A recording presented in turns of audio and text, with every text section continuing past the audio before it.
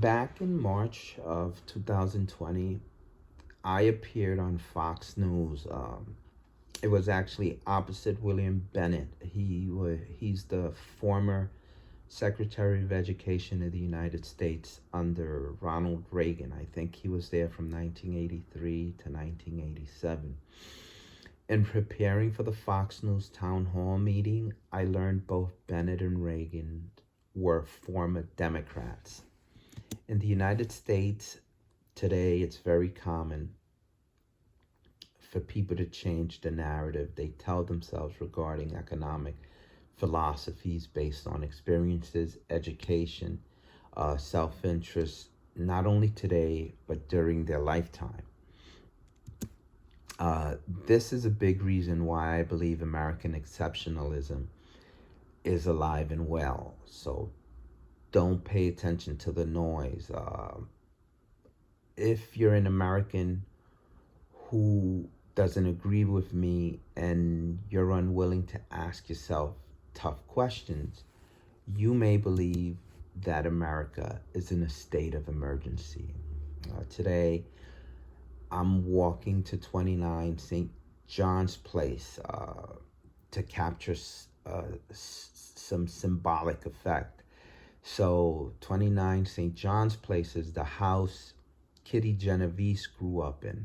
It's not the house that 57 years ago Genovese was murdered in, and that murder was pivotal in transforming the nation's emergency response system.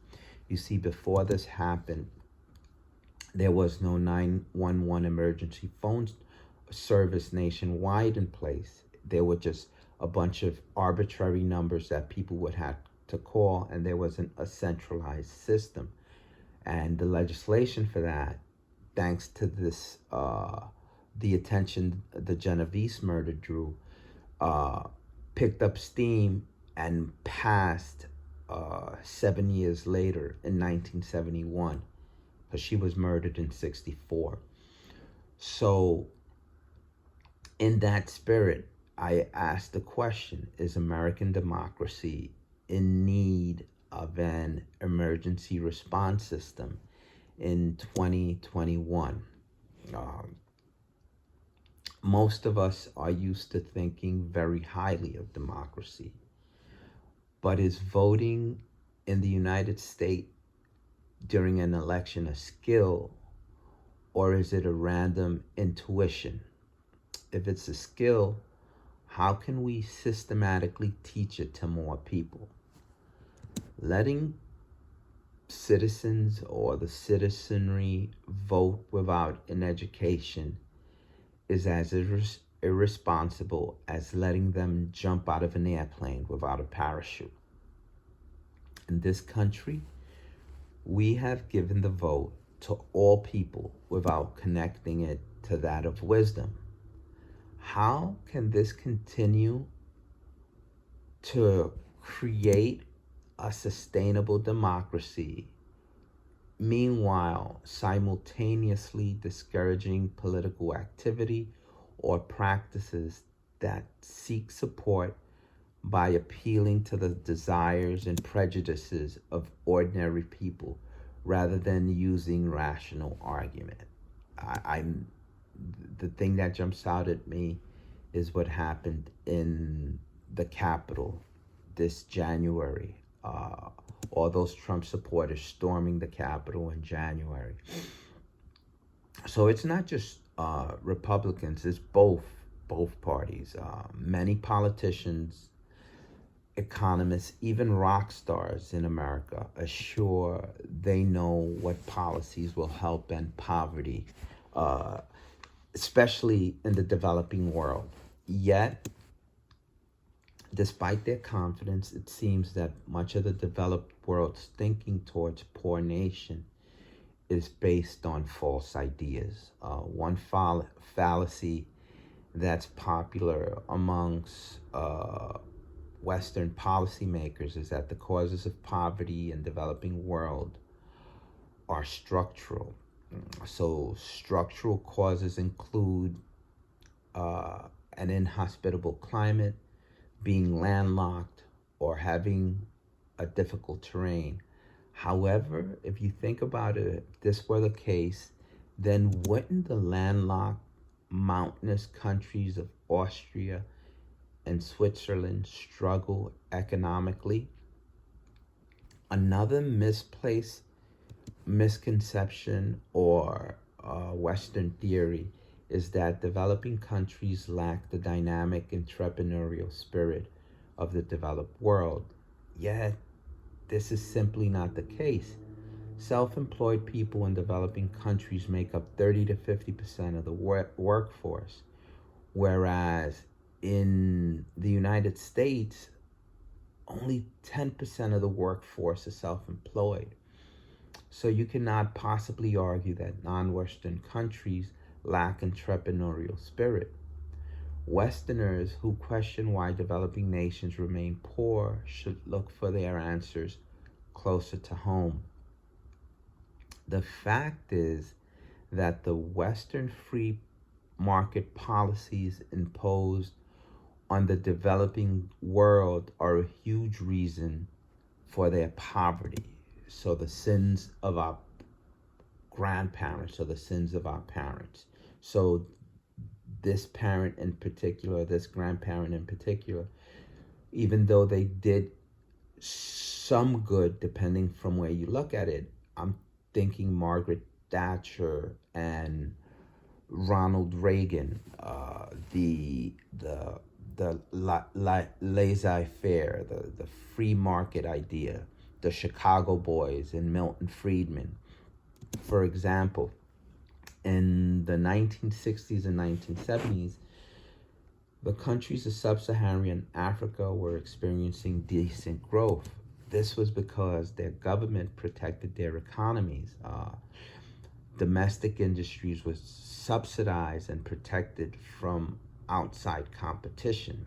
However, as soon as Western governments in the United States forced them to open their markets, their domestic economies stuttered and failed, unleashing finance or all this money into these small economies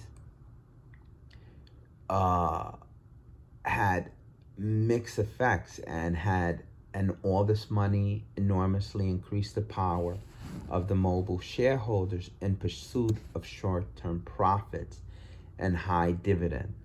So the surest way to deliver these is to minimize long-term investment, such as machinery and research and development. So shareholders have encouraged such behavior by where they spend their money. And where did a lot of this money go to? It went to the salaries of managers that were good at making such cuts, even though they weakened the growth prospects of the companies in the long run. Those shareholders don't necessarily care about the long-term future of their companies. They can always sell their shares. If we cannot assume free market policies to be the best at generating wealth, the debate on equality needs a total rethink. So imagine today Marjorie Taylor Greene and Alexandria Ocasio-Cortez having a debate to what our macroeconomic, industrial, financial, or even executive pay policies should be, and and their exact shapes significantly affect the scale of wealth that markets create. It cannot be assumed that markets know how to maximize the wealth. We can have faith in markets, but we can't have blind trust in the markets. We have to worry about other things. You know, the market's not going to have all the answers, and then the only worry we have to do is just how with the money. How do we spend it on taxes and benefits? It's not that simple. If we want to reverse this trend and get developing countries moving forward, we need to remember how America became rich in the first place. America became rich because in the 19th century, we protected our economy from foreign competition. In the United States, for example, foreigners were forbidden from becoming financial directors, and tariffs on goods coming in to our country stood at about 50%. So instead of creating this hypocrisy, wouldn't it be better to let developing nations follow the same path if we genuinely wanted to help them? So instead of this, we have Marjorie Taylor Greene and Alexandria Ocasio-Cortez rhetoric, which is both symptoms playing to their base. Both these women feverishly seek out uninformed voters and unintentionally hinder democracy. They, in my opinion, lack economic curiosity, are mostly illiterate to policy and their economic consequences, and prefer to practice scapegoating instead of encouraging members to address areas of self-improvement. So if you're someone who likes AOC's 70% tax rate for high income earners, chances are you're really angry with capitalism. Yet, before you sign up as a member of the Communist Party, you need to realize one thing. It is not capital itself that's at fault. It's just one type of capitalism, free market capitalism. In fact, I believe capitalism can be very effective in the way of managing the economy. For example, capitalism provides profit motives or the desire to make money. This is a powerful driver. Think about the great many inventions and innovations that have resulted from people's desire to create a successful enterprise. And capitalism is also an efficient method of coordinating the economy. The market is great at ensuring that labor and capital quickly gets to the areas where it is needed the most. Without the market directing people where they're needed, we might end up with hundreds of rock stars, Instagram influencers, rappers, and not enough plumbers. So now, however, despite the advantages that capitalism can bring, it can be increasingly dangerous if it's not regulated properly. We should think of capitalism the way we think of a car. So if you produce a car without any safety features such as brakes or seat belts, then the chances are that eventually the car will crash and people will get injured. Unfortunately, we are people that only believe in extremes. The current dominant approach to capitalism suggests that we should create a largely unregulated system. But there are alternatives. Let me ask you, do you think it's possible to move away from the free market and build a better, fairer, and safer capitalist system? One way we could do this, I think, is to apply the idea of bounded rationality, the idea that we make better choices when we have a limited range of options. Should we give government a little more power in the economic system? That's another question that I wrestle with. And if we do this, what processes could be put in place to minimize corruption and inefficiencies if we remove the ability of bankers to make the risky investment and the choices those risky investments come with? Would picking bureaucrats over bankers allow society to make more informed and safer choices? Because that's what it comes down to. And these are the questions that I wrestle with. Why do you think political parties emerged in the United States in the first place? Uh, who do you think these political parties were? And what did those political parties believe?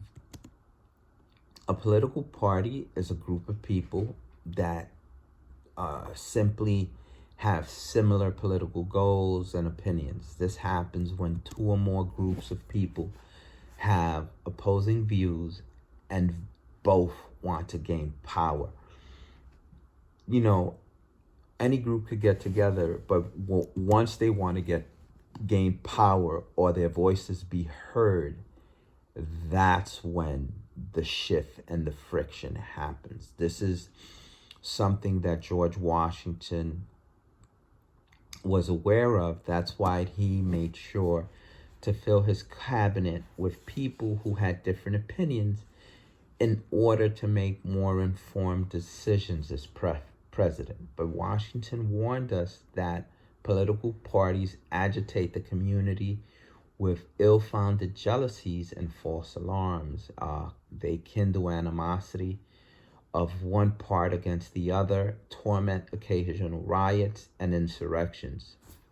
It also opens the door for foreign influence and corruption, which finds facilitated access to the government itself through channels of party passion.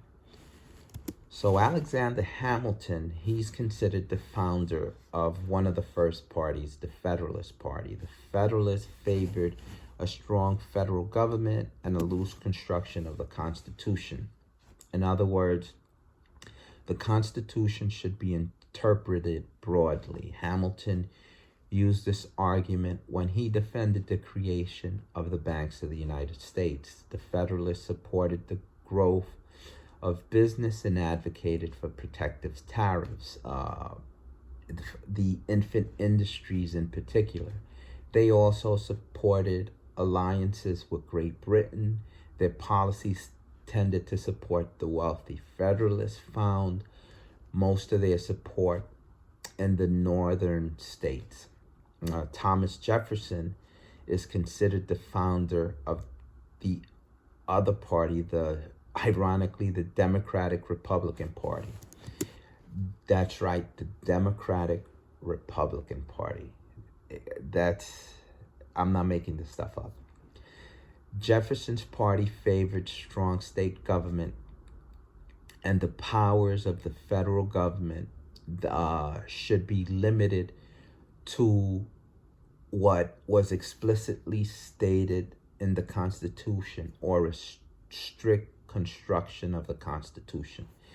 The Democratic Republicans believe governing should happen at much more of a local level, since they can be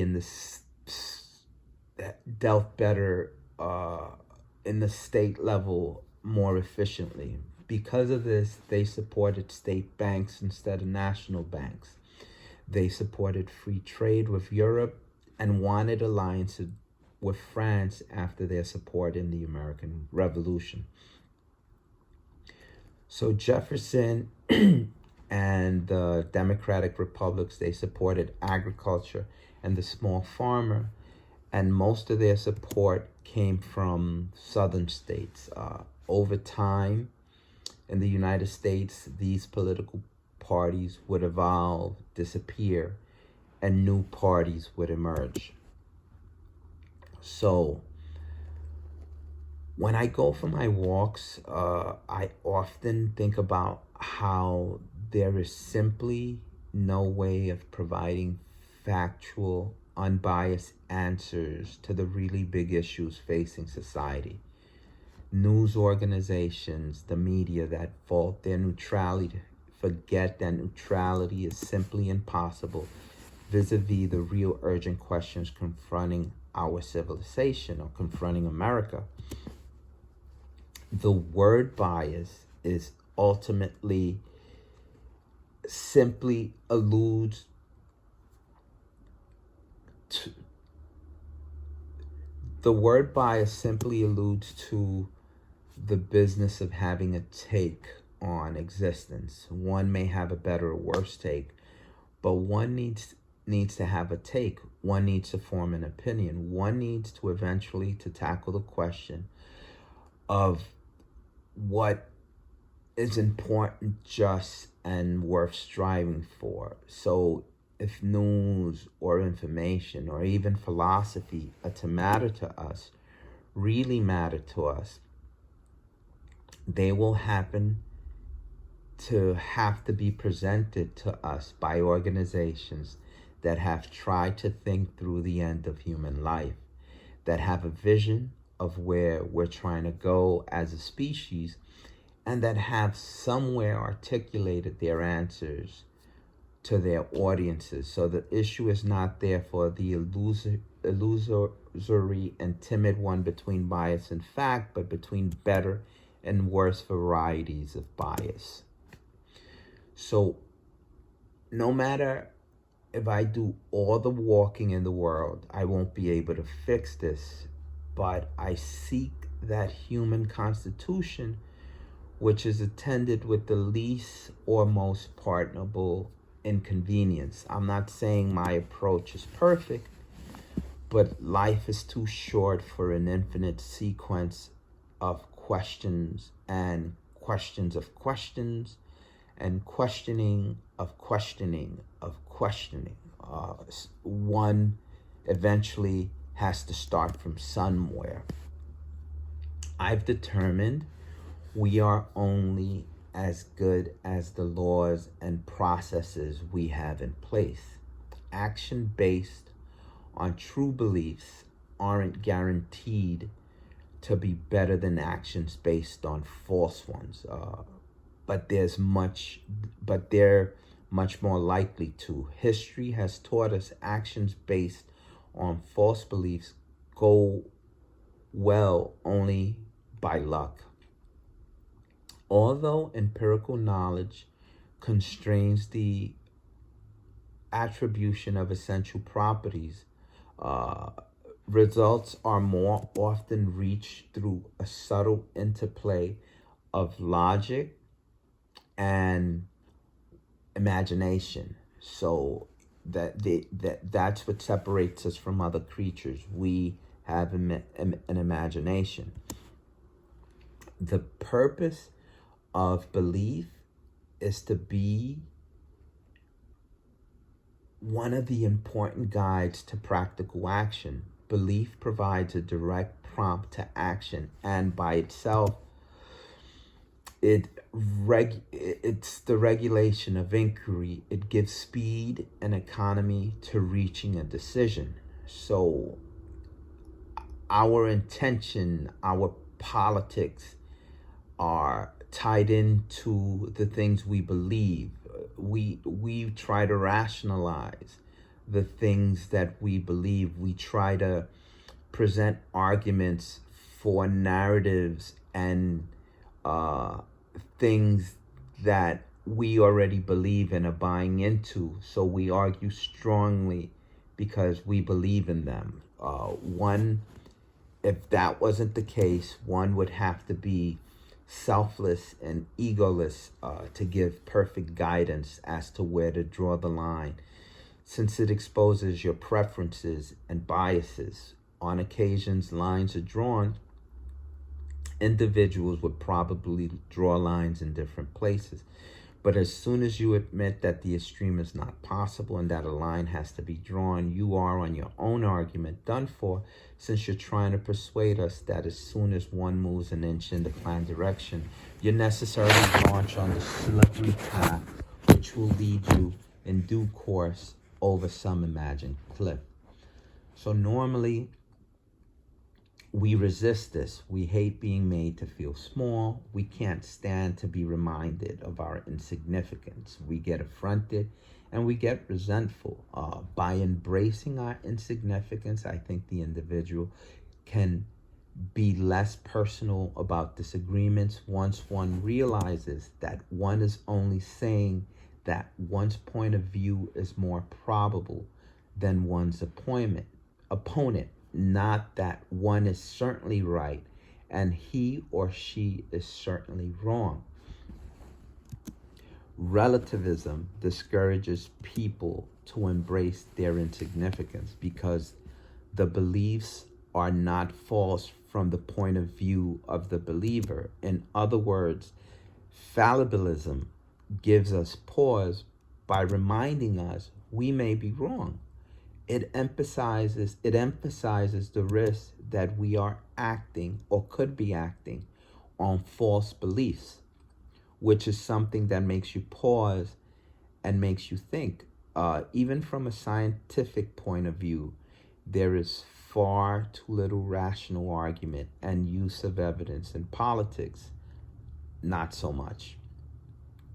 When Donald Trump discourages respect for rational standards, the confusion he creates is a smokescreen other politicians have also used to hide behind in order to avoid proper scrutiny, even though I'm sure most of them don't intend it this way. The danger lies in the choices we make in response to the words of others, or that or those words that we tell ourselves. The scientific spirit also makes us self-critical and tolerant of contrary opinions, since we are all fallible. We're not perfect. Whenever one asserts something, one should be willing to add, but I may be wrong. It's that simple. But I may be wrong. The person one is disagreeing with may be right after all. In that sense, I can call myself a fallibilist. This important distinction of way of looking at things between truth and falsity, I think, makes us humble and tolerant of others. It is bigger than all of us. The issue is you're undermining the authority of rational argument. What it liberates people to do is to act on their deepest prejudices without having to justify them rationally. Don't assume that what they do then will be politically acceptable to you. So, again, people don't like to be reminded of how insignificant they are. If they feel that instead of listening to what you have to say, they rather opt for injustice and cruelty, you may not like the result. You may be the first to be lined up against the wall and shot. So that's why speaking your truth sometimes could be dangerous. So despite this, I believe the disparity and the division of wealth should be addressed by allowing a polytheistic approach, since the current conservative two-party system makes it tempting to equate the opposition as evil, or all the rhetoric is branding or labeling the opposition as evil. I think self-imposed biases have hampered many of us from understanding the value and validity of having an open mind. How do we get better at something we don't think we're bad at? We should have the greatest reason to be grateful to those with differing views for saying so well what our biases prevent us from seeing and or understanding. See, I think the problem is that in many of the most important aspects of existence, there's simply no facts available. The big questions that bedevil us individually and collectively have no facts to appeal to. Think about it. Ask yourself, how should we live? What is the right economic system to institute? What sort of relationship should we have? what choices should we make? Who are we, and what do we want and need? In the face of such dilemmas, we may well long for facts, but by which we really mean answers we can be assured will be indisputably correct. But we invariably face ambiguity, and whatever answers we formulate, a degree of loss and the risk of blindness and error. It is these elements which the haters of bias are, deep down, especially intolerant towards and upset about. Their hatred of bias reflects a longing for a world without a need for hard choices and the sacrifices these necessarily entail. Do you agree with what George Washington warned us about political parties? And do you think the Democrats and the Republicans should reunite?